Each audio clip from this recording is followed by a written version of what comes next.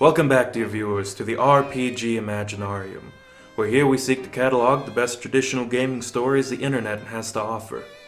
Tonight we bring you a story recommended by our patron TrueMate, a story of paladins and exactly why you should be playing one. Last night, TG, someone made me fall in love with paladins, and I don't think I will be swayed back anytime soon. Here is the story. We've been running our D&D group for quite some time, D&D 3.5, and we are around the 11 to 13 level range. The game had reached the point where the characters were now players in the kingdom's politics and were national heroes. One of the characters, a paladin, was the youngest son of the now deposed king. In his youth, he had disappeared for 10 years without a trace and broke his father's heart. The king went into decline and dragged his kingdom with him. Eventually, knowing of the weakness, a coup was launched by a tyrant, and now the tyrannical betrayer rules the land with an iron fist. 6 years after the coup, the youngest son returns, now a paladin. What happened to him for all that time is yet to be revealed, but the player and DM had it all worked out. So anyway, even though the game had revolved pretty much around us trying to get our paladin buddy to reclaim his rightful throne, and most of the plot was centered around it, the player in question decided he was bored with the character and wanted to roll something new. The DM was a little pissed at this, but he could hardly force the guy to play the character. So he let him roll up a new guy and drafted in his buddy Chris, who was staying with him for a few weeks to play the paladin, Sir Peter Fairgrave. I hadn't gamed with Chris before, but he seemed like a pretty cool guy. No complaints, and he really wanted to know all the details of the plot and everything about our characters, citing that he actually wanted to do a proper job of playing the character and to not let us down. I didn't know what to expect, but hey, he seemed really into it. So we played. Anyway, in terms of the current plot, we were forced to waylay our plans to overthrow the tyrant, as a more serious threat had emerged, that of some form of sinister cult. We had been dealing with this cult for years, but we had never taken them overly seriously. They were just some sort of messed up guys who occasionally got in over their heads, you know. Often they'd make a bid for power, fuck it up, and we'd have to clean up the deadly mess. The cult had clearly been playing their Warcraft 3 as they had gotten it into their heads to infect the kingdom's food stores, on a mass scale with some form of virus that would make this population subservient to some demon the cult venerated. In-game, it was our 11th hour. We'd hounded the streets for days trying to round up cult agents to get information out of them. We found out the plague was already in most of the food and water as they had been at it for months, but a ritual needed to be completed for it to become active. The cultists were hard to break, and our group, generally not the nicest folks, wanted to torture it out of them. Naturally, Sir Peter was opposed. We can't preserve freedom while denying it to others. It's not right, we can't do it, and I won't allow it. Chris wasn't being a dick, he was just playing his character. As much as our characters might not have liked it, we as players were having a lot of fun. The added drama really worked. We managed to capture a high priest of the cult, someone responsible for conducting the ritual in this part of the land.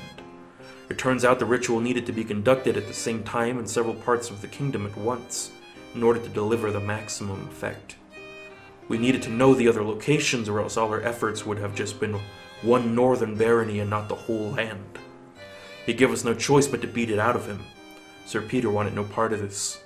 If you're going to treat a man like some animal for the slaughter, then don't expect me to sit by and watch. He then stormed out and let us carry on in our work. We'd been at it for hours, and we couldn't get the guy to crack. He just wouldn't tell us anything. He was covered in cuts, had lost a toe at our hands, and was dripping in his own blood, but still wouldn't give us what we needed. We were going to give up and try another method when, all of a sudden, our doorway darkens and in walks Sir Peter. He's wearing nothing but his tunic and pants, unarmed, bar for a half-drink jug of some form of strong booze in hand, and steps into the room and announces, "If you're going to do this, do it right." He walks over to the bound cultist, tosses aside his bottle, lifts the chair and sits in front of the beaten man. "I don't want to hurt you. I just need to know the location of your brethren, and this can all be over for you. I will make sure you are safe and cared for." "I know who you are, Sir Peter Fairgrave, kingdom breaker, runaway child, father slayer. You can't threaten me. I know what you are. Your order, your God won't allow you to lay your hands on me. Otherwise you'd fall, and you won't be able to help a soul. You seem to be under the misconception about what I am, what I do.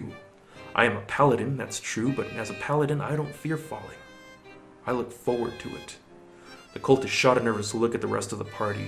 We were all looking at each other, not sure what was about to happen.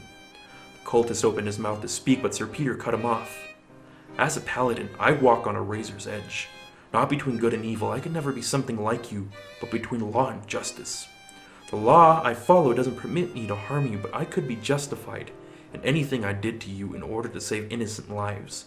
Anything. You don't know what it's like to be me. You don't know the pain of having to store all your anger, all your fury, all your sense of justice and hold it inside you all day, every day for the rest of your life. Doing the right thing doesn't mean I get to stop evil. I just get to trim it when it becomes overgrown. The path I walk is not about vengeance or what's right. It's about moderation in face of power, restraint and compassion for scum like you. This is why paladins don't fear falling. We don't spend all day looking for ways to prevent ourselves from doing evil and giving in to the darkness. We actively seek it out. Every time we face evil, we ask ourselves, is this the threat that I'm going to give it all up for? Is this what I'm going to give up my ability to help others in the future in order to bring it down now? Is this the evil that I'm willing to forsake my God and my power to stop? At this point, he stands up and suddenly swings his arm against the chair he was sitting on, sending it flying and shattered against a wall. He then kicks over the chair the cultist was sitting on. He leaps and straddles his chest, flinging him about for a few seconds in pure rage, before calming once more. He looks the cultist straight in the face, both their noses just inches from each other. What you should be asking yourself now, what you really need to be thinking about is this what I'm doing something that will make this guy want to fall? Because you should know that once I fall, all those rules which protect you from me are gone. No longer will I be able to be stopped by you or by my order or by my God. If I give everything, and I mean give everything, I will never stop. If you escape me today, I will hunt you down and grab you into the pits of hell myself.